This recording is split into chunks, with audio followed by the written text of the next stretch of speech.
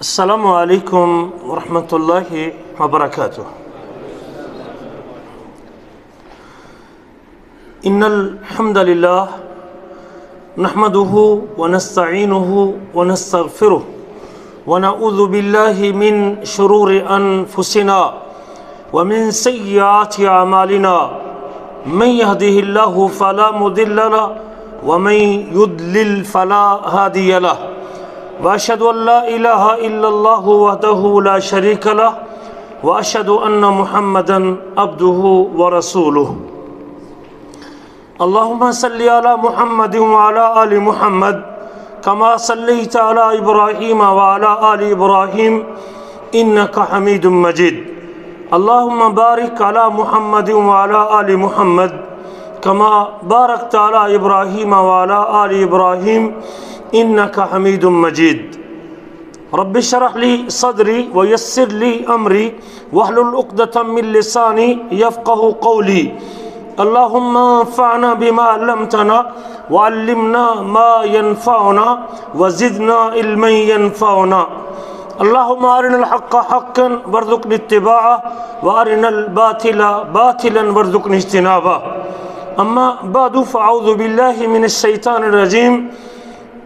من جاء بالحسنة فله عشر امثالها ومن جاء بالسيئة فلا يجزى الا مثلها وهم لا يظلمون۔ گرامی قدر بھائیوں اور لائق احترام ساتھیوں، یہ زندگی میرے پاس اللہ کی امانت ہے۔ یہ سانسیں جو اللہ تعالیٰ نے مجھے چند سالوں کی صورت میں عطا کی ہیں، یہ میرے رب کا مجھ پر اور آپ پر بہت بڑا کرم ہے۔ بڑا خوش نصیب آدمی ہے جو زندگی کے ایک ایک لمحے سے فائدہ اٹھاتا ہے اور زندگی کے ایک ایک ثانیے اور سیکنڈ کو اپنے اللہ کے قرب کا ذریعہ بناتا ہے۔ زندگی کی ان بہاروں کو اللہ کی اطاعت و فرما برداری میں لگاتا ہے اور یہ کوشش کرتا ہے کہ میری زندگی کا کوئی لمحہ بھی وہ اللہ کی اطاعت سے باہر نہ ہو اور اللہ کی بندگی سے پیچھے نہ ہو۔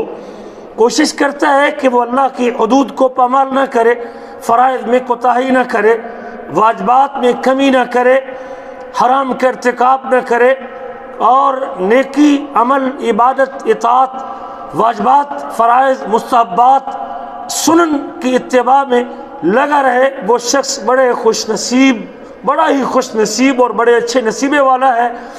اگر زندگی ایسی ہے جس میں اطاعت ہے، جس میں عمل ہے، جس میں فرما برداری ہے، جس میں تابع داری ہے، جس میں اللہ کی اطاعت ہے، اللہ کا شکر ادا کریں اور اللہ سے مزید توفیق مانگے کہ اللہ موت تک مجھے اور آپ کو اسی کے اوپر قائم رکھے۔ شیطان ایڑی چوٹی کا زور لگاتا ہے کہ وہ اللہ کے بندوں کو اس کے رستے سے ہٹا دے۔ بڑے لوگوں کو ہم نے دیکھا، کبھی زندگی میں ایسا وقت بھی تھا کہ چہرے پہ داڑھیاں سجی ہوئی تھی، دینی مجالس آباد کرتے تھے، صف اول میں بیٹھتے تھے، تکبیر اولیٰ سے نماز پڑھتے تھے، لیکن پھر ایسے دن بھی آئے کہ چہرے بھی صاف ہو گئے، پھر ایسے دن بھی آئے کہ نماز بھی چھوٹ گئی، پھر ایسے دن بھی آئے کہ اطاعت سے بالکل دور ہو گئے، پھر ایسے دن بھی آئے کہ دینی مجالس ان کو بوجھ محسوس ہوتی ہیں۔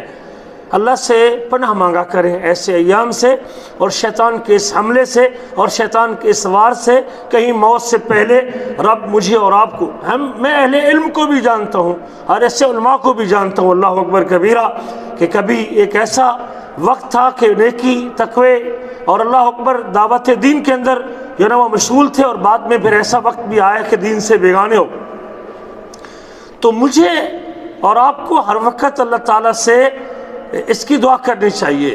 آپ نے حضرت معاذ بن جبل کو یہ دعا سکھائی تھی ہر نماز کے بعد پڑھنے کے لیے، رب اعینی علی ذکرک و شکرک و حسن عبادتک۔ اے میرے رب، مجھے اپنے ذکر پر اور اپنے شکر پر اور اپنی بہتر عبادت کرنے کی توفیق نصیب فرما۔ اللہ تعالیٰ نے مجھے اور آپ کو جہاں نیکی کا اجر بڑھا کے اور نیکی کا ثواب زیادہ کر کے ترغیب دلائی ہے کہ یہ اس لیے ہے کہ ہم اپنی عبادت اور بندگی کے ایک گراف کے اوپر نہ رہیں، بلکہ اس خیر کو پانے کے لیے، اس فضل کو تلاش کرنے کے لیے، تھوڑی مزدوری پہ زیادہ اجرت لینے کے لیے اور اس کے اصول میں نیکی، عمل اور عبادت میں اپنے آپ کو اپ گریڈ کرتا رہوں۔ ہم دنیا کے اعتبار سے تو اپنے آپ کو امپروو کرتے رہتے ہیں، اپنے آپ کو ترقی کے راستے پہ لگاتے رہتے ہیں، مال میں، دنیا میں، گھر میں، کام میں، کاروبار میں۔ ہم اپنی عمر کے ساتھ ساتھ سوچتے رہتے ہیں، مصروفیت بڑھ گئی ہیں، بچے زیادہ ہو گئے ہیں، اس میں گزارا نہیں ہو رہا، میں اب آگے کیا کرنا ہے مستقبل کے لیے، یہ تنخواہ تھوڑی ہے، اچھے کی تلاش میں کمپنی چینج کر لیتا ہوں، کئی کمپنی لوگ بدل لیتے ہیں اچھے کی تلاش میں۔ لیکن دینی اعتبار سے، تقوی کے اعتبار سے، ڈر کے اعتبار سے، خوف کے اعتبار سے، اللہ کے قرب کے اعتبار سے، رب ذوالجلال کی نزدیکی کے حصول کے لیے میری کوئی تگ و دو، میں ایک اسی روٹین کے اوپر چل رہا ہوں، اس کے لیے میری کوشش نہیں ہے۔ نہیں میرے عزیزو، یہ دنیا اور یہ زندگی گزر جائے گی، جو اللہ نے لکھا ہے تقدیر میں مل کے رہے گا، وہ مالک نے دینا ہی دینا ہے۔ لیکن جو مطلوب ہے وہ یہ ہے کہ ہم نیکی، تقوی، پرہیزگاری میں اپنے آپ کو آگے بڑھائیں۔ فَفِرُّوا إِلَى اللَّهِ، اللہ تعالیٰ کہ بھاگو اللہ کی طرف، دوڑ لگانی ہے تو یہ میدان ہے دوڑ لگانے کا۔ دنیا میں کیا دوڑ لگاؤ گے، پتہ نہیں کس وقت چھننے کا فیصلہ بھی اوپر سے آ گیا تو وہ چھن بھی جائے گی، جاتے ہوئے دیر بھی نہیں لگے گی، پھر آدمی روڈ پہ آ جائے گا، اللہ اکبر کبیرہ، ساری رنگینیوں کو دیکھنے کے بعد کوئی پتہ نہیں کس وقت میں پھر دوبارہ اسی زیرو پوائنٹ کے اوپر آ جاؤں دنیا کے اعتبار سے۔ لیکن دین کے اعتبار سے تو رب کیا کہتے ہیں، سابقوا الی مغفرۃ من ربکم، سارعوا الی مغفرۃ من ربکم وافعلوا الخیر، نیکی کے کاموں میں آگے بڑھو، سبقت لے جاؤ، ہمت کرو۔ اللہ تعالیٰ مجھے اور آپ کو بادروا بالاعمال السبع، زندگی میں سات برے اوقات آنے سے پہلے نیکی میں جلدی کرو۔ یہ اللہ تعالیٰ ترغیب دلاتے ہیں اپنے آپ کو اپنے قریب کرنے کے لیے، اپنے قرب دینے کے لیے، اپنی محبت بانٹنے کے لیے، اپنا پیار دینے کے لیے، اور اپنی جنت کے درجات عطا کرنے کے لیے میرا اور آپ کو رب مجھے نیکی میں آگے بلاتا ہے۔ بڑے عجیب انداز ہے اللہ تعالیٰ کی۔ اللہ کس طرح مجھے اپنا قرب دینا چاہتے ہیں۔ اپنی کتاب میں ایک نہیں 20 جگہ پہ آپ کو یہ بات ملے گی۔ قرآن بڑا پڑھا، یا ایھا الذین آمنوا اذکروا اللہ ذکرا کثیرا، ایمان والو کثرت سے اللہ کو یاد کیا کرو۔ یا ایھا الذین آمنوا اطیعوا اللہ واطیعوا الرسول، او ایمان والو اللہ اور اللہ کے رسول کی اطاعت کرو۔ یا ایھا الذین آمنوا ادخلوا فی السلم کافہ، ایمان والے اسلام میں پورے کے پورے داخل ہو جاؤ۔ یہ ساری ترغیبیں ہیں مجھے اور آپ کو دین میں آگے بڑھانے کے لیے، نیکی میں آگے بڑھانے کے لیے، اطاعت میں آگے بڑھانے کے لیے۔ یہ رب کے پیغام ہے، اللہ کی ندائیں ہیں۔ حضرت جبریل یہ میسج لے کے آئے 1400 سال پہلے سے کتاب میں لکھا ہوا ہے، مجھے اور آپ کو ایمان میں ترقی دینے کے لیے، ایمان بڑھانے کے لیے۔ یا ایھا الذین آمنوا آمنوا باللہ ورسولہ، او ایمان والو اللہ اور اس کے رسول پر ایمان لے کے آؤ۔ پھر اللہ نے وعدے بھی کیے اس کے اوپر۔ مجھے اور آپ کو بھی اپنی زندگی کی عارضی سانسوں میں دنیا کا کوئی پتہ نہیں کہ وہ چھن جائے۔ پچھلے دنوں میں مدینے میں تھے، ایک بھائی کی داستان سننے کے بعد ہمیں کہنے لگا آپ کے کیا بہن بھائیوں سے کیسے تعلقات ہیں، آپ کے والدین کے ساتھ کیا تعلقات ہیں۔ ہم نے ایک بات شروع کی، کہتے یہ تو کوئی بات ہی نہیں، یہ تو کوئی بات نہیں، میں اس سے بڑی پریشانیاں دیکھ چکا ہوں۔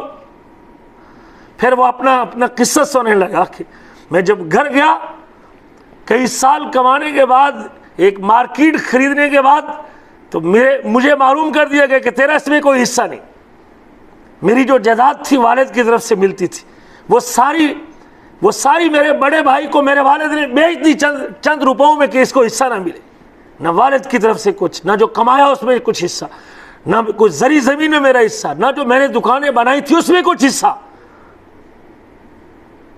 تو آدمی بعض اوقات فرائض میں کوتاہی کرتا ہے، نمازیں چھوڑ دیتا ہے، حرام کا ارتکاب کرتا ہے، جھوٹ بولتا ہے، خیانت کرتا ہے اپنے کام کاروبار کے لیے کہ دنیا کی زندگی سنور جائے اور یہ بہتر ہو جائے۔ لیکن جب یہاں سے پلٹنے کے بعد، جانتا ہوں ایک بندہ 40 سال تک عہدے میں کام کرتا رہا، اور 40 سال کے بعد جب واپس گیا کہ اب تو میں سب کچھ بن گیا ہے، مارکیٹ ہے، کاروبار ہے، وہ کمپنی ہے، یونیلیور کمپنی کا ایجنٹ بنا، وہ خریدی ہو۔ بھائی نے کہا بھی اس میں تیرا کوئی حصہ نہیں، تیرے کو 4 ہاتھ ہیں، میں بھی تو کماتا رہا ہوں۔ 20 لوگوں کو جانتا ہوں، اللہ کی قسم، دن رات ایک کر دیا۔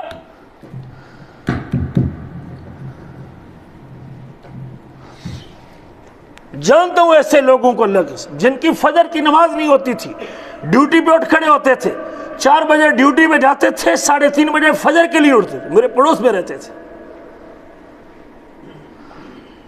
ایک اور آدمی کا قصہ، عجیب قصہ ہے، اس کو یہاں 35 سال ہو گئے انہیں کما رہا تھا، کما کے بڑا بھائی وہ الیکٹریکل انجینئر تھا انڈیا میں، اس نے سمجھا کہ وہ ٹھیکے لے کر سرکاری ٹھیکے لیتا تھا، یہ سمجھ رہا تھا کہ میں پیسے بھائی کو دے رہا ہوں تو بھائی کا جتنی جائیداد بن رہی ہے اس میں میرا حصہ داری ہے۔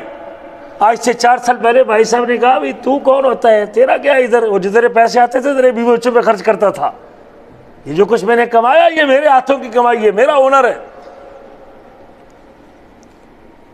کہنے کا مقصد یہ ہے جس دور میں ہم لگے ہوئے ہیں اس کا کوئی پتہ نہیں کہ وہ آپ کے حصے میں آنا ہے کہ اس کی نہیں آنا، اور معاملات کلیئر رکھے میرے عزیزو، یہ بات بھی آپ سے کہہ دوں، کل پریشان ہونے سے بہتر ہے کہ آج آپ کلیئر رکھنا چاہیے۔ آج آدمی احترام کے نام پہ کما کے وہ والدین کو دیتا رہتا ہے، اور بعد میں کہ والدین کہتے ہیں یہ تو اب ساروں کی برابر کی اس میں حصہ داری ہے، اور پھر آدمی سوچتا ہو میں تو 30 35 40 سال لگا کے فیصلہ کیا تھا کہ اب یہ کچھ بن گیا ہے، اب جا کے آرام سے بیٹھ کے کھاؤں گا، لیکن وہاں پھر بھی آرام سے بیٹھنا نصیب نہیں ہوتا۔ اس لیے جس دور میں ہم لگے ہوئے ہیں اس کا کوئی پتہ نہیں کہ ہمارے حصے میں آنا بھی، اور اس سے بڑھ کر زندگی بھی وفا کرے گی کہ نہیں کرے گی۔ مجھے اور آپ کو جوانی کے ان ایام کو اللہ کی اطاعت میں اور اللہ کی بندگی میں لگانا چاہیے۔ یہ ایام بھی بڑے قیمتی ایام ہیں۔ کون سا مہینہ جی؟ اس کی بھی کوئی فضیلت ہے جی؟ احسنت، بارک اللہ فیک۔ ہم بھولے ہوئے ہیں اصل میں ان چیزوں کو۔ آج 13 دن اس کو بیتنے والے ہیں۔ ذی القعدہ کا مہینہ ہے، رمضان کی فضیلت تو سارے جانتے ہیں نا، ذی الحجہ کے فضائل تو سب جانتے ہیں نا، لیکن ذی القعدہ کا مہینہ بھی تو ایک مقام رکھتا ہے نا، جس کا ذکر اللہ نے اپنی کتاب میں کیا ہے، اور تقریباً 90% لوگوں کو یہ احساس بھی نہیں، علم بھی نہیں، اور علم کے بعد احساس بھی نہیں۔ 90% عوام کو یہ پتہ ہی نہیں کہ اس کی کیا فضیلت ہے، اور اگر پتہ ہے تو پھر احساس اور ادراک نہیں ہے کہ مجھے اس مہینے میں اپنے آپ کو بریک لگانی چاہیے تھی، مجھے سیریس کرنا چاہیے تھا، مجھے اس کے احترام میں اپنے آپ کو جو ہے نا وہ سوچ سمجھ کے چلانا چاہیے تھا۔ اللہ قرآن میں کہتے ہیں ان عدت الشہور عند اللہ 12 شہرا فی کتاب اللہ، بے شک مہینوں کی گنتی اللہ تعالیٰ کے ہاں 12 ہے، فی کتاب اللہ، اللہ کی کتاب میں۔ کیا مراد ہے اللہ کی کتاب سے جی؟ قرآن مجید۔ اللہ تعالیٰ کی کتاب میں مہینوں کی گنتی 12 ہے۔ یوم خلق السماوات والارض، جب سے اللہ تعالیٰ نے آسمان اور زمین کو پیدا کیا ہے۔ کتاب اللہ سے کیا مراد جی؟ لوح محفوظ۔ لوح محفوظ کیا ہے؟ کوئی ایک بندہ آپ میں سے بتا۔ جہاں ساری باتیں لکھی ہیں۔ زبردست، سادہ لفظوں میں ٹھیک ہے، یہ بھی بات ٹھیک۔ کب لکھی تھی؟ کس نے لکھی تھی؟ قلم نے لکھی تھی۔ کس کے کہنے پہ لکھی تھی؟ اللہ کے کہنے پہ لکھی تھی۔ کب لکھی تھی؟ زمین اور آسمان کے بننے سے 50,000 سال پہلے۔ ان عدت الشہور عند اللہ 12 شہرا فی کتاب اللہ، بے شک مہینوں کی گنتی اللہ کے ہاں لوح محفوظ میں 12 ہے۔ یوم خلق السماوات والارض، جب سے اللہ تعالیٰ نے آسمان اور زمین کو بنایا ہے۔ منہا 4 حرم، ان 12 میں سے 4 حرمت والے۔ ذالک الدین القیم، یہ سیدھا دین ہے۔ فلا تظلموا فیہن انفسکم، اور ان مہینوں میں اپنے آپ پر ظلم نہ کرو، اپنی جانوں پر ظلم نہ کرو۔ یہ وہ 4 مہینے کون کون سے ہیں، اور اس ظلم نہ کرنے کا مطلب کیا ہے؟ کیا واقعی میں ان مہینوں میں اپنے آپ پر ظلم کرنے سے بچتا ہوں، اپنے نفس کو بچا کے رکھتا ہوں؟ یہ 2 باتیں قابل غور ہیں جی۔ کون سے 4 مہینے؟ منہا 4، یہ قرآن میں لکھا ہوا، یہ نہ کہیں کہ استاد جی بدری اپنی طرف سے کچھ 4 مہینے لے کے آئے، یہ قرآن میں ہے۔ منہا 4 حرم، ان میں سے 4 حرمت والے۔ کون کون سے 4؟ ذیقعد، ذی الحجہ، محرم اور رجب۔ صحیح بخاری میں حدیث ہے، ابو بکرہ رضی اللہ تعالیٰ عنہ روایت کرتے ہیں، نفیع بن حارث، ابو بکر نہیں، ابو بکرہ فرماتے ہیں السنۃ 12 شہرا، سال 12 مہینوں کا ہے۔ نبی کریم فرماتے ہیں منہا 4 حرم، ان میں سے 4 حرمت والے ہیں، 3 متوالیات، 3 پے در پے ہیں، 3 یکے بعد دیگر ہیں، 3 ایک دوسرے کے بعد ہیں، ذی القعدہ، ذی الحجہ اور محرم، 4 رجب کا مہینہ، ورجب مضر بین جمادہ و شعبان، اور 4 رجب کا مہینہ۔ مضر قبیلہ کے لوگ رجب کا احترام کرتے تھے، باقی لوگ احترام نہیں کرتے تھے، اس لیے آپ نے فرمایا ورجب مضر بین جمادہ و شعبان، اور 4 رجب کا مہینہ جو جمادہ ثانیہ اور شعبان کے بیچ میں ہے۔ قرآن میں 4 مہینوں کا تذکرہ ہے، حدیث میں 4 مہینوں کی تعیین موجود ہے، اور یہ 4 مہینوں کو حرمت والا قرار دیا گیا۔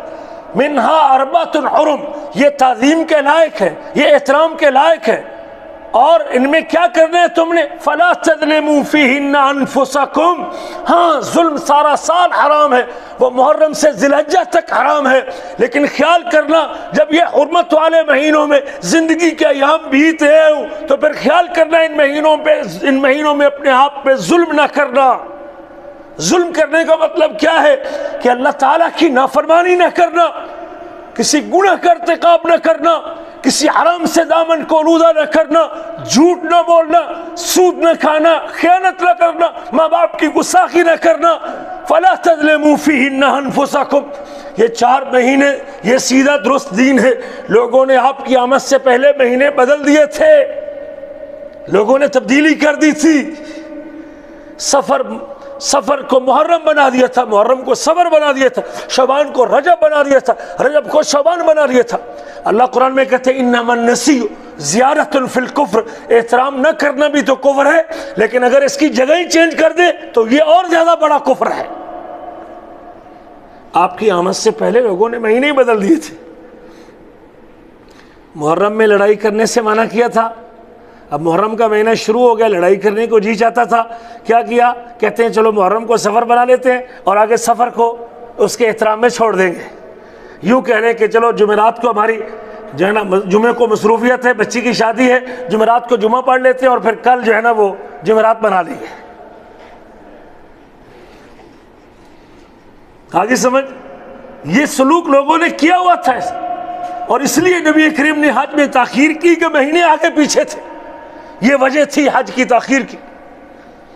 لیکن جس سال آپ نے حج کیا، آپ نے فرمایا کہ ان الزمان قد استدار علی حیتہ، وقت اپنی جگہ پہ آ چکا ہے۔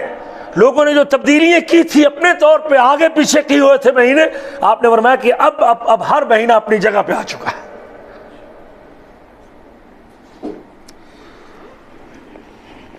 ان میں اپنے آپ پر ظلم نہ کیجئے۔ امام قتادہ کہتے ہیں، اور حضرت عبداللہ بن عباس کا قول بھی ہے، ان مہینوں میں ظلم نہ کرنے کا مطلب ہے کہ ان مہینوں میں نیکی کا ثواب بڑھ جاتا ہے، عمل کا اجر بڑھ جاتا ہے، نیکی کا ثواب زیادہ ملتا ہے اور گناہ کی شدت زیادہ ہوتی ہے۔ سگریٹ پینا حرام ہے کہ نہیں؟ جی، چار حرام کام کرتا ہے ایک سگریٹ سے، ایک ہی نہیں 4 کرتا ہے۔ خبیث چیز ہے، وہ بھی قرآن نے وَيُحَرِّمُ عَلَيْهِمُ الْخَبَائِثَ کہا ہے، اور دوسرا چیز ہے ایذا دینا، کسی کو دھواں دینا، یہ بھی حرام ہے، مال کو آگ لگانا یہ بھی حرام ہے، اور خودکشی کرنا یہ بھی حرام ہے۔ لیکن ایک شخص مسجد کی پہلی صف میں سگریٹ پیے، دونوں برابر ہیں۔ جی، کس کی گناہ زیادہ ہے؟ مسجد میں گالی دینا حرام ہے، لیکن اگر کوئی مسجد میں کھڑے ہو کے گالی بکے گا تو اسے کہیں گے حیا کر، ایک تو گالی بک رہا ہے اور دوسرا مسجد کا احترام تو کر کم از کم۔ جس طرح مسجد میں جانے کے بعد روزانہ آپ کی ایک کنڈیشن چینج ہو جاتی ہے، آپ باہر کھڑے ہو کے کھلکھلا کے ہنس رہے ہوتے ہیں، مذاق کر رہے ہوتے ہیں، لیکن جو ہی مسجد کے دروازے پہ آتے ہیں تو آپ سیریس ہو جاتے ہیں، ہوتے ہیں کہ نہیں ہوتے؟ جوتا اتار دیتے ہیں، کس وجہ سے؟ خود بخود بدو بدی آٹومیٹکلی آپ کا جوتا جو اتر جاتا ہے. کوئی بندہ جوتا پہن کے آگے قدم رکھنے کی ضرورت کیا وجہ ہے؟ تقدس ہے نا. یہ جگہ کا تقدس ہے, یہ جگہ کا تقدس ہے. اسی طرح اوقات کا بھی تقدس ہے میرے عزیز. جو ہی آپ نے ذی الحجہ کا چاند دیکھا تھا, ذیقات کا چاند دیکھا تھا, شوال کا مہینہ شروع ہوتا, شوال تو حج کا مہینہ, ذیقات کا چاند شروع ہوا تھا, تو مجھے چاہیے تھا میں اپنے آپ کو سمیٹتا, تھوڑا سا اپنے آپ کو دیکھتا ذرا کہ یہ ذیقات کا مہینہ ہے. میں سوچتا کچھ کہنے سے پہلے, کچھ دیکھنے سے پہلے, لیکن ہماری تو روٹین ہی چینج کیوں نہیں. ہمیں تو پتہ ہی نہیں کہ یہ حرمت والا مہینہ. تقدس, احترام, تعظیم اس کے شرف کی وجہ سے تو تب کروں گا جب مجھے پتہ ہوگا کہ یہ حرمت والا مہینہ. یا تو 90% عوام کو پتہ ہی نہیں یہ مہینہ کون سا ہے. مجھے تو چاہیے یہ تھا کہ حرام سے بچتا, گناہ سے بچتا. گناہ کی شدت بڑھتی ہے ان دنوں میں, نیکی کا ثواب بڑھتا ہے. والعجر فیہا اعظم, امام قتادہ کہتے ہیں اس میں نیکی کا ثواب بڑھتا ہے. مجھے تو چاہیے تھا کہ نیکی میں آگے بڑھتا اور اس رب کے کرم کو سمیٹتا جو ایک نیکی پہ 10 گنا کم از کم بھی رب اگر دیتا ہے. سب سے کم اگر اللہ عطا کرتا ہے تو کتنا عطا کرتا ہے؟ سب سے کم اگر دیتا ہے تو, سب سے کم اگر دے, سب سے کم بھی دے تو 10 گنا دیتا ہے. سب سے کم بھی دیتا ہے, سب سے کم بھی کسی عمل پہ دیتا ہے تو 10 گنا دیتا ہے. قرآن میں اللہ کہتے ہیں من جاء بالحسنۃ فلہ عشر امثالها, جو ایک نیکی لے کے آئے گا اس کو 10 گنا, اس کے 10 مثل اللہ عطا کرتے ہیں. فلہ عشر امثالها. وما جاء بالسیئۃ فلا یجزا الا مثلها. اور اگر کوئی گناہ کرتا ہے تو اس کو اس کے گناہ کے برابر عطا دے, گناہ سے زیادہ سزا نہیں دیتا. گناہ کی سزا اتنی دینا یہ اس کا عدل ہے, اور نیکی کا ثواب 10 گنا دینا اس کا فضل ہے. چاہیے تو یہ تھا کہ میں ان ایام میں وہ نیکیاں کرتا, اور وہ چھوٹی چھوٹی نیکیاں جو بڑا اجر رکھتی تھی, جب عام نیکی میں بھی 10 گنا ملتا ہے, مجھے تو اپنے آپ کو مزید آگے بڑھانا چاہیے تھا ان مہینوں میں, ان حرمت والے مہینوں میں, ذیقات کے مہینے, ذی الحجہ کے مہینے میں, اور محرم کے مہینے میں, اور رجب کے مہینے میں. اور دوسرا یہ ہے کہ یہ حج کے مہینوں میں سے بھی ایک مہینہ ہے جس کو قرآن میں اللہ نے کہا الحج اشہر معلومات, حج کے مہینے معلوم ہیں. کون سے حج کے مہینے؟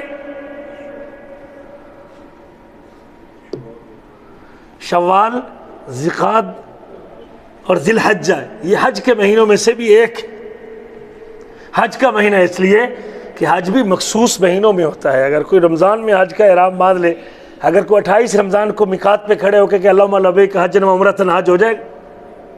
جی نہیں. ہاں اگر 30 رمضان کو احرام باندھے گا حج کا, تو حج نہیں ہوگا کہ اس نے پہلے شروع کر دیا, حج کا ٹائم بھی شروع نہیں ہوا. ہاں 1 شوال کو اگر وہ کہے, سورج غروب ہونے کے بعد اگر کہے گا اللہم لبیک حجا و عمرۃ, اور پھر وہ چلا جائے گا میقات کراس کر کے, تو پھر وہ حج اس کا ہو سکتا ہے. اس کا حج تمتع کرے یا افراد کرے اور 2 مہینے احرام میں رہے, یا وہ اللہ اکبر عمرہ کر کے احرام کھول کے مکہ میں رہے, وہ حج اس کا ہو سکتا ہے.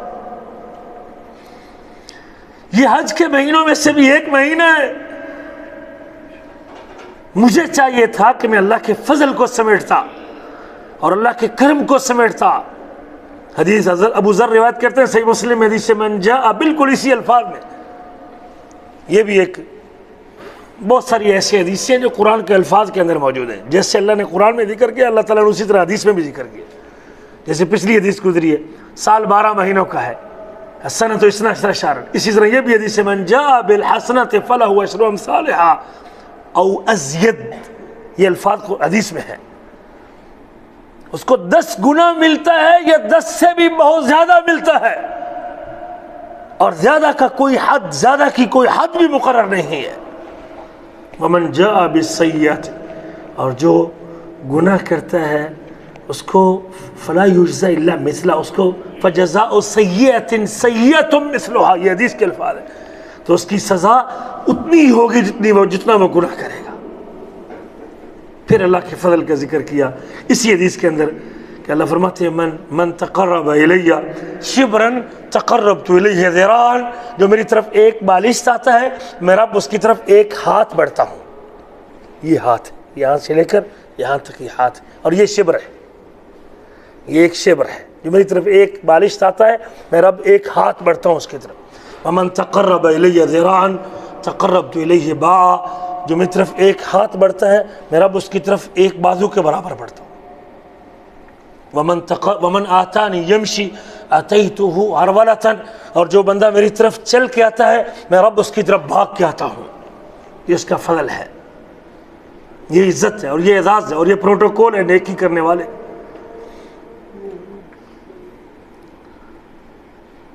ومن لقینی بقراب الارض خطایا، حدیث کے اگلے الفاظ ہیں جو قیامت کے دن اس پوری زمین کو گناہوں سے بھر کے آئے گا.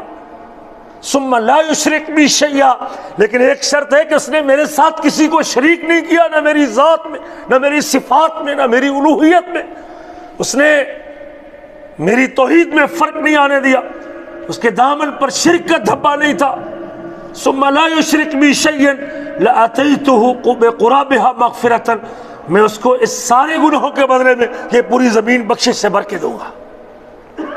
یہ اس کا فضل ہے، یہ اس کا کرم ہے. ایک مومن کو چاہیے کہ وہ نیکی کے ان موسموں کو غنیمت جانے. میرے آپ کے حبیب کا ارشاد گرامی ہے لا تحقرن من المعروف شیئا ولو ان تلقى اخاك بوجه طلق، کسی نیکی کو ہلکا سمجھ کے، معمولی سمجھ کے، چھوٹا سمجھ کے.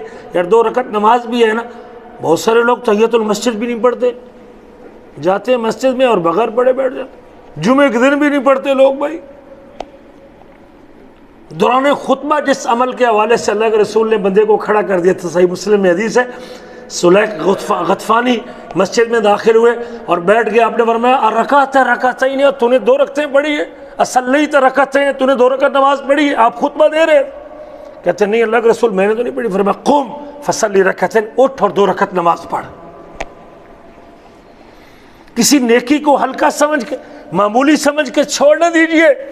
وَلَوْ أَن تَلْقَى أَخَاكَ بِوَجْهٍ طَلْقٍ، اگرچہ آپ اپنے بھائی کو خندہ روئی کے ساتھ ملے ہی کیوں نہیں. ہنس مکھ ہو کے ملنا بھی نیکی ہے، مسکرا کے ملنا بھی نیکی ہے، اچھے انداز سے ملنا بھی نیکی ہے، سلام کا جواب دینا بھی نیکی ہے، سلام کہنا بھی نیکی ہے. ایمان کے 70 شعبے ہیں اور سب سے افضل شعبہ لا الہ الا اللہ ہے، توحید ہے کہ اللہ تیرے علاوہ کوئی عبادت کے لائق نہیں. وَأَدْنَاهَا إِمَاطَةُ الْأَذَىٰ عَنِ الطَّرِيقِ، اور سب سے کم تر شعبہ ایمان کا یہ ہے راستے سے تکلیف دہ چیز کو ہٹا دینا ہے. یہ بھی ایمان ہے اور یہ دلیل ہے کہ عمل بھی ایمان ہے. کچھ لوگ کہتے ہیں ایمان عمل ایمان کا حصہ نہیں، عمل بھی ایمان ہے. آپ نے ایمان کی شاخیں بتائی اور فرمایا سب سے افضل شاخ لا الہ الا اللہ کہنا ہے، اور سب سے ادنا ایمان کی شاخ اماطۃ الاذی عن الطریق، تکلیف دہ چیز کو رستے سے ہٹانا ہے. اور یہ دلیل ہے کہ عمل بھی ایمان ہے، عمل بھی ایمان ہے. مسئلہ بڑا اہم ہے، عمل بھی ایمان ہے.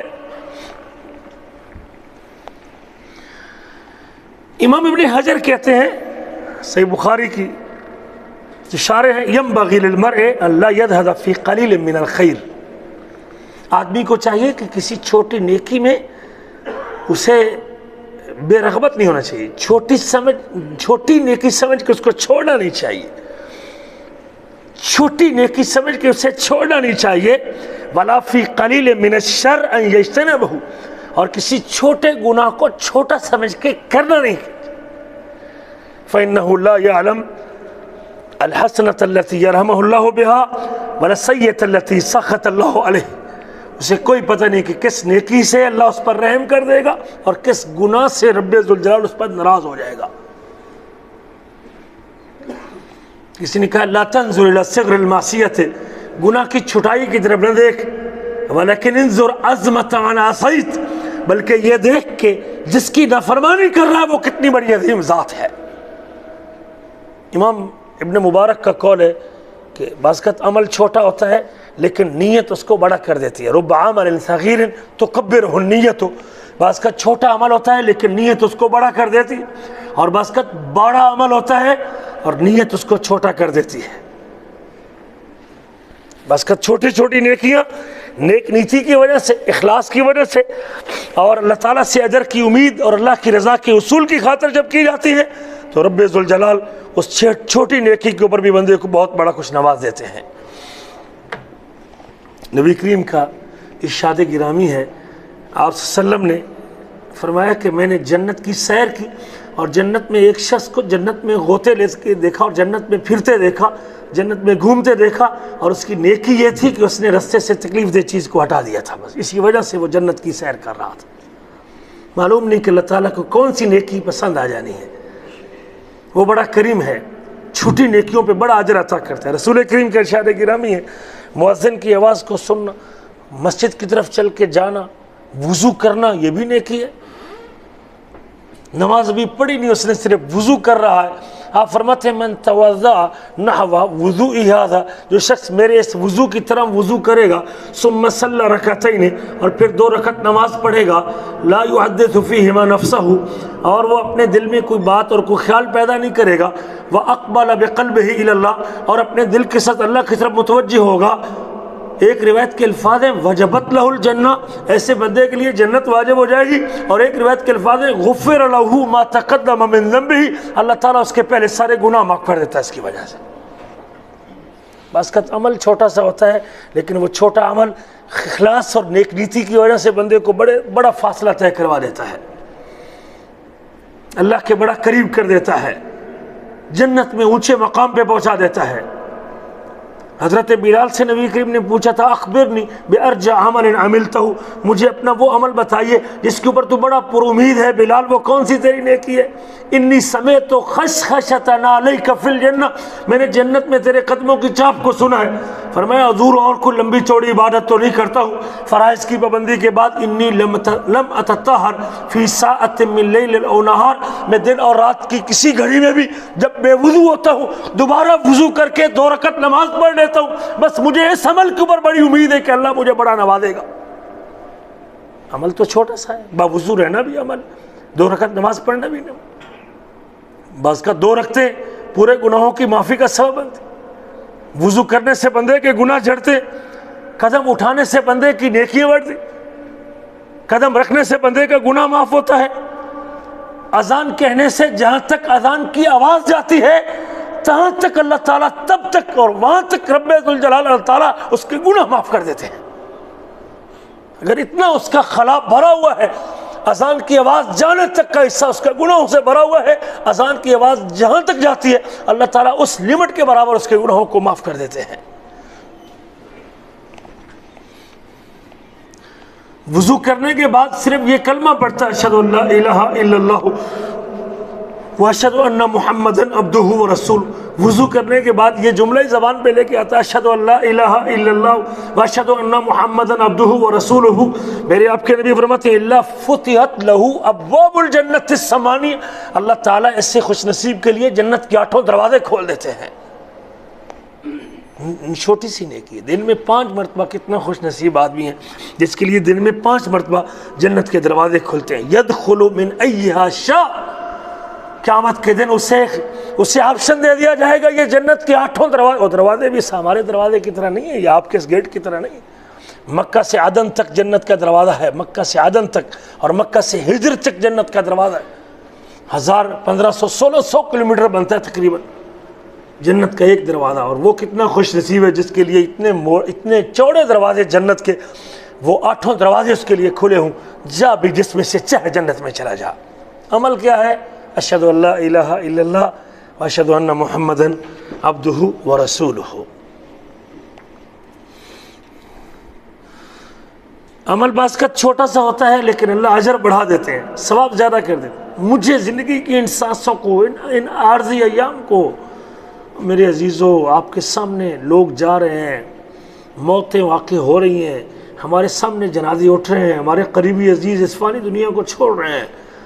مجھے اور آپ کو اب تیاری کرنی چاہیے۔ ابھی اسی عمرے میں ایک بندہ ہم کو ملا، ریٹائر فوجی تھا، بس ایسے بس میں، وہ بھی ہوٹل سے نکلا، ہم بھی اس کے ساتھ ہو لی، ملاقات ہوئی، کہاں ہے؟ ڈی جی خان کا ہوں۔ کیا کرتے ہیں؟ فوجی ریٹائر ہوں۔ کیا کر رہے ہو؟ کہتے ہیں اب میں اپنی آخرت کی تیاری کر رہا ہوں۔ بعض کا لوگوں کے جملے بندے کو ہلا کے رکھ دیتے ہیں۔ موبائلوں کا کاروبار کرتا تھا، ریٹائرمنٹ کے بعد دکان بچوں کے حوالے کر لیے، اب میں اپنی آخرت کی تیاری کے لیے فارغ ہوں۔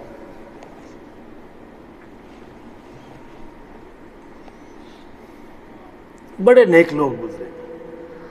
ہمارے استاد کے استاد بیمار ہو گئے، دل کا دورہ پڑا، جیسے کہ کسی نے روایت کیا، شاگرد ان کی تعزیت کے لیے گئے، حافظ عبد المنان نور پوری رحمہ اللہ تعالی، شاگرد ان کی تعزیت کے لیے گئے۔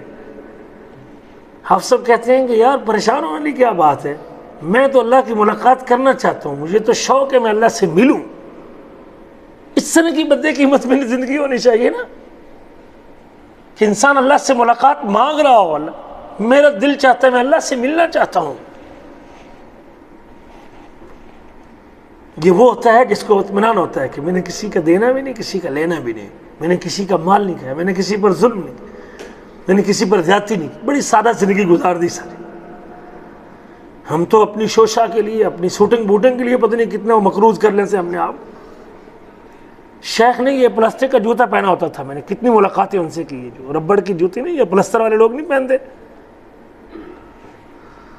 کئی مرتبہ جون جولائی کے اندر کبھی فیصل آباد آتے ہیں ہمارے استاد جی کو ملنے کے لیے، ہمارے دادا استاد، تو شیخ نے روزہ رکھا ہوتا تھا سوموار اور جمعرات کا۔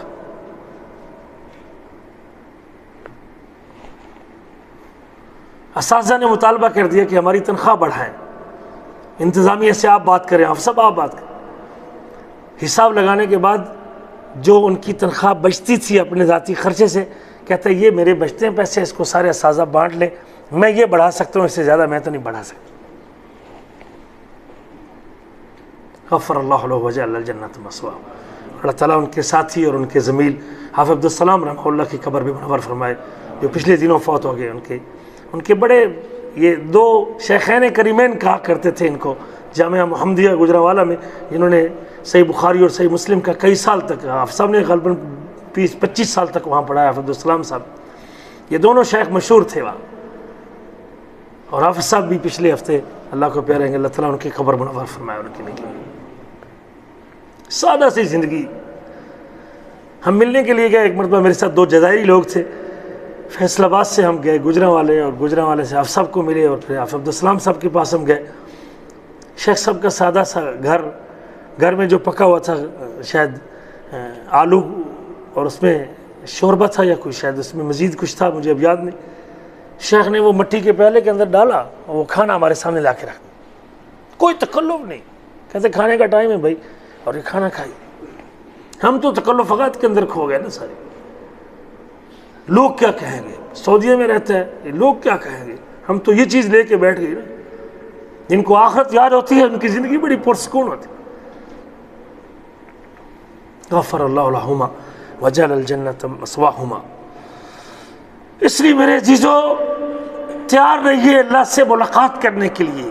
یہ لمبی چوڑی امیدیں باندھ کے بیٹھنا یہ کوئی اچھا شگون نہیں ہے۔ رب سے ملاقات کے لیے تیار کریں، اور یہ دولت تیار کریں، تھوڑے عمل پہ زیادہ کی امید رکھیں، رب کے فضل کو ڈھونڈیں۔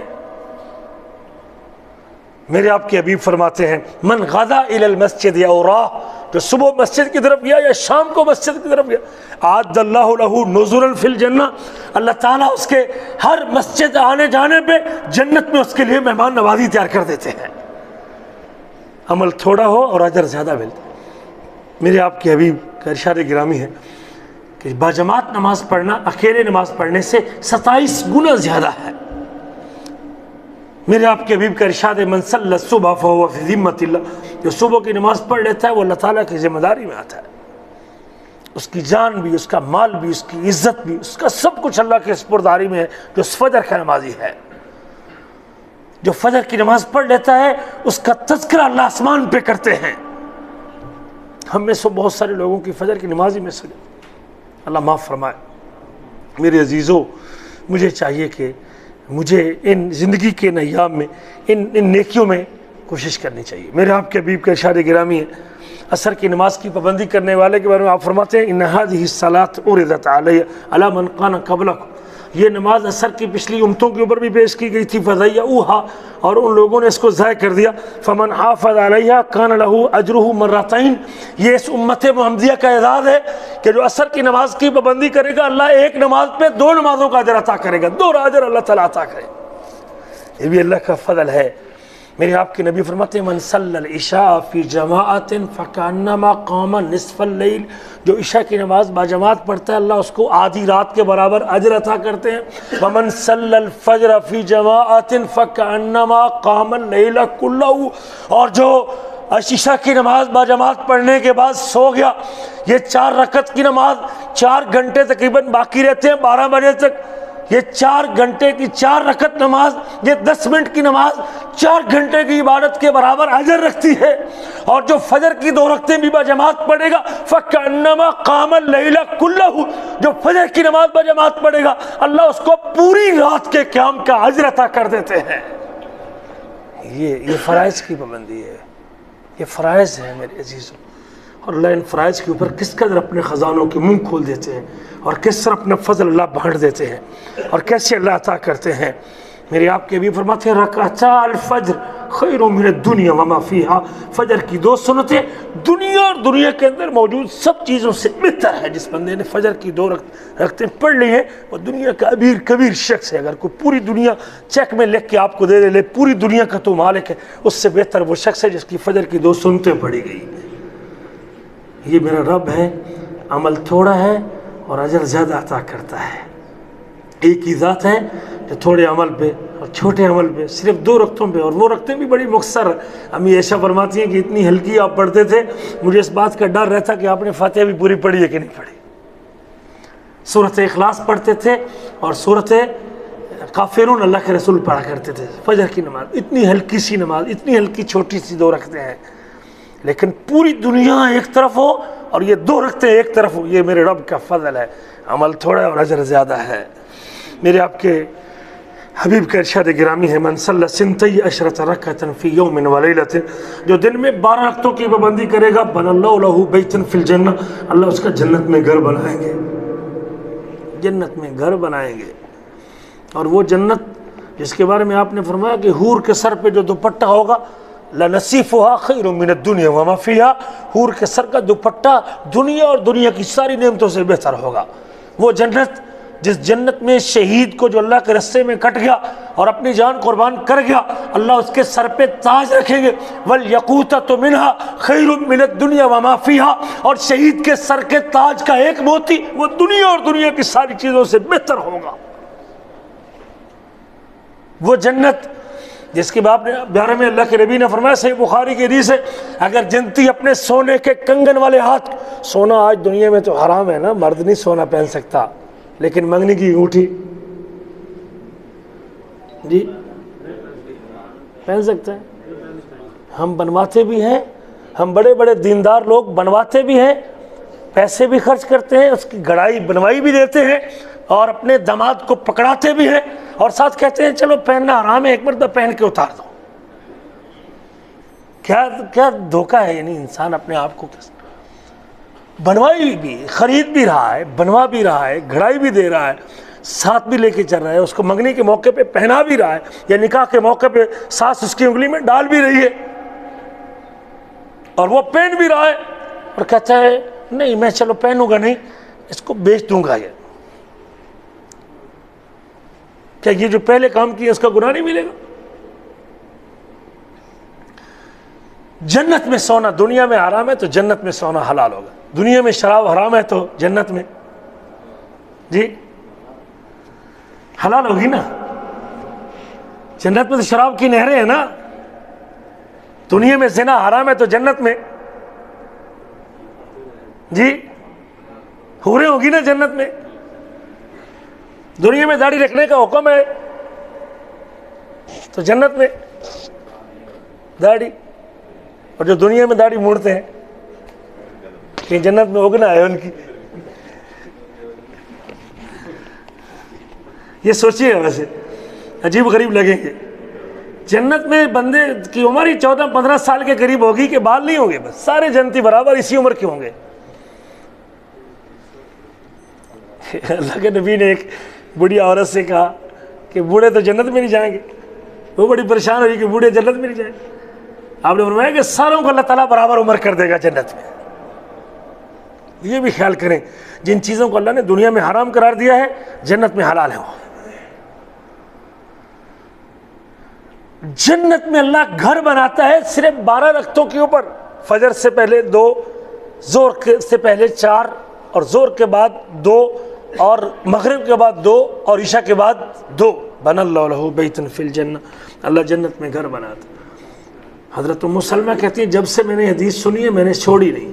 پھر ان کے شاگرد کہتے ہیں جب سے حدیث سنی ہے میں نے چھوڑی نہیں۔ پھر ان کے شاگرد کہتے ہیں جب سے حدیث سنی ہے میں نے چھوڑی نہیں۔ پھر ان کے شاگرد کہتے ہیں جب سے حدیث سنی میں نے چھوڑی نہیں۔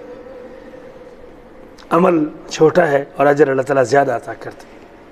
اللہ کے رسول نماز پڑھا رہے تھے، اور نماز پڑھاتے ہوئے ایک شخص نے نماز کے رکوع سے سر اٹھانے کے بعد، آپ نے سر اٹھایا ہی تھا تو آپ نے سمع اللہ لمن حمدہ کہا، پیچھے ایک بندہ کھڑا تھا، کہتا ربنا ولک الحمد حمدا کثیرا طیبا مبارکا فی، ربنا ولک الحمد تک تو آپ نے سکھایا ہوا تھا، اور اس بندے سے رہا نہ گیا اور اس نے اللہ کی تعظیم میں اور محبت میں حمدا کثیرا طیبا مبارکا بھی کہہ دیا۔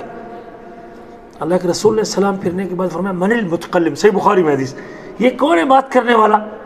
کہ حضور یہ مجھ سے بات نکل گئی ہے، میں نے ایسے کیا ہے۔ آپ فرماتے ہیں رأیت بضعۃ وثلاثین ملکا، میں نے 30 سے زیادہ فرشتوں کو دیکھا ہے، یبتدرونہا ایہم یکتبہا اولا، وہ اس بات میں جلدی کر رہے تھے، بھاگ رہے تھے کہ سب سے پہلے ان کلمات کو نوٹ کے اللہ کے پاس کون پیش کرتا ہے۔ بس کا عمل چھوٹا سا ہوتا ہے، صرف اتنا سا جملہ ربنا ولک الحمد حمدا کثیرا طیبا مبارکا فی، اور اللہ کو کتنا پسند آ گیا ہے۔ میرے آپ کے رسول فرماتے ہیں من قرأ آیت الکرسی دبر کل صلاۃ مکتوبۃ، جو ہر فرض نماز کے بعد آیت الکرسی پڑھے گا لم یمنعہ من دخول الجنۃ الا یموت، اس کے جنت میں جانے کے لیے موت کے علاوہ کوئی رکاوٹ نہیں ہوگی۔ نان سٹاپ جنتی سے میں کہتا ہوں، بغیر سٹاپ کے اگر اس کا عقیدہ اس آیت کے مطابق ہے، اس کی توحید کلیئر ہے، اس کے دامن پر شرک کا دھبا نہیں ہے، تو یقیناً 5 فرض نماز کا بھی پابند ہے اور فرائض کی پابندی کے ساتھ آیت الکرسی کا بھی اہتمام کرتا ہے، اس کے جنت میں جانے کے لیے موت کے علاوہ کوئی اور رکاوٹ نہیں ہے۔ یہ کتاب ایسی عظیم کتاب ہے جس کا ایک حرف پڑھنے سے اللہ تعالیٰ 10 نیکی عطا کرتے ہیں، ایک حرف پڑھنے سے 10 نیکی عطا کرتے ہیں۔ نبی کریم فرماتے ہیں لا اقول الف لام میم حرف، میں یہ نہیں کہتا کہ الف لام میم ایک حرف ہے، بل الف حرف و لام حرف و میم حرف، بلکہ الف الگ حرف ہے، میم الگ، لام الگ حرف ہے، اور میم الگ حرف ہے۔ کوئی آدمی الف لام میم کہتا ہے، اللہ اس کو 30 نیکیوں کا مالک بنا دیتے ہیں۔ انصار کا ایک آدمی مسجد قباء میں امام تھا، اور وہ اپنی ہر نماز کی ہر رکعت میں سورۃ اخلاص پڑھا کرتا تھا، ہر نماز کی ہر رکعت فاتحہ کے بعد سورۃ اخلاص پڑھتا، پھر کوئی اور سورت پڑھاتا۔ مقتدیوں نے اعتراض کیا کہ حضرت یہ کوئی طریقہ تو نہیں ہے، جب سورۃ اخلاص پڑھ لو یا کوئی باقی سورت پڑھ لو، اس کے بغیر تو نماز ہی مکمل نہیں سمجھتا۔ وہ کہنے لگا بھائی اگر آپ کو میری یہ نماز منظور نہیں تو امام بدل لو، کوئی بندہ اور رکھ لو امام، میں تو ایسے ہی نماز پڑھاؤں گا۔ اللہ کے رسول کا چکر لگا قباء کی طرف، تو لوگوں نے کہا کہ جی آپ کا امام صاحب جو ہیں وہ سورۃ اخلاص ہی نہیں چھوڑتے۔ آپ نے فرمایا اس سے پوچھو تو صحیح ایسے کیوں کرتا ہے؟ فرمایا انی احبھا، میں اس لیے کرتا ہوں کہ مجھے اس سورت سے محبت ہے۔ پیارے نبی نے فرمایا حبک ایہا ادخلک الجنہ، اس سورت کی محبت تجھ کو جنت میں داخل کرے گی۔ عمل چھوٹا ہوتا ہے، اللہ اجر زیادہ عطا کر دیتے ہیں۔ نبی کریم صلی اللہ علیہ وسلم کو ایک صحابی نے آ کے بتایا کہ میرا پڑوسی ساری رات تلاوت کرتا رہا ہے، اور ساری رات اس نے قیام کیا ہے، اور پوری رات اس نے سورۃ اخلاص ہی پڑھی ہے، اسی کو بار بار پڑھ رہا تھا، اس سے کوئی اور سورت آتی نہیں تھی۔ تو اس نے کہا چلو یہی پڑھتا رہتا ہوں، اللہ کے سامنے کھڑے ہو کے قیام کرتا رہا۔ وہ پڑوسی سمجھنے لگا کہ اس نے پوری رات ایک ہی سورت کے ساتھ قیام کیا، کانہا تقالو، وہ اس کو کم سمجھ رہا تھا۔ نبی کریم کے پاس آیا اور آپ نے فرمایا کہ اللہ کے بندے، اس کی یہ ایک سورت 1/3 قرآن کے برابر اجر رکھتی ہے، اللہ تعالیٰ اس کو 3 مرتبہ پڑھنے سے پورے قرآن کا ثواب عطا کر دیتے ہیں۔ عمل تھوڑا ہوتا ہے، اللہ تعالیٰ اجر زیادہ عطا کر دیتے ہیں۔ رسول کریم کا ارشاد گرامی ہے، چھوٹا سا عمل ہے، ہم اس میں کوتاہی کرتے ہیں۔ ما من مسلمین یلتقیان فیتصافحان، جب 2 مسلمان آپس میں ملتے ہیں اور ایک دوسرے سے مصافحہ کرتے ہیں، مصافحہ کرنا، ہاتھ سے ہاتھ ملانا، محبت کا اظہار کرنا، ایک دوسرے سے پیار کا عہد و پیما کرنا، اللہ تعالیٰ کے ہاں یہ ہاتھ ملانے کی نیکی اتنی عظیم نیکی ہے کہ ان کے ہاتھ جدا ہونے سے پہلے اللہ ان دونوں کے گناہ معاف کر دیتا ہے۔ میرے آپ کے حبیب فرماتے ہیں اگر کوئی شخص کسی مسلمان کی عیادت کرتا ہے، اذا عاد المسلم اخاہ المسلم، جب کوئی مسلمان دوسرے مسلمان کی عیادت کرتا ہے، لم یزل فی خرفہ او فی خرفۃ الجنہ، وہ جنت کے باغیچوں سے پھل توڑ رہا ہوتا ہے۔ وہ شخص جب بیمار پرسی کرتا ہے، جنت کے پھل توڑ رہا ہوتا ہے جتنی دیر تک وہ بیمار پرسی کہتے ہیں، جنت کے باغیچوں سے پھل توڑ رہا ہوتا ہے جو کسی کی بیمار پرسی کرتا ہے۔ میرے آپ کے نبی فرماتے ہیں اگر کوئی شخص کسی مسلمان کی صبح عیادت کرے شام تک 70,000 فرشتے اس کے لیے مغفرت کی دعا کرتے رہتے ہیں، اور کوئی شام کو بیمار پرسی کرے صبح تک اس کے لیے 70,000 فرشتے مغفرت کی دعا کرتے رہتے ہیں۔ میرے آپ کے نبی فرماتے ہیں من قال سبحان اللہ مئۃ مرہ، جو 100 مرتبہ سبحان اللہ پڑھتا ہے، سبحان اللہ و بحمدہ پڑھتا ہے 100 مرتبہ، اللہ اس کے کھاتے میں 1000 نیکی لکھ دیتے ہیں اور اللہ اس کا 1000 گناہ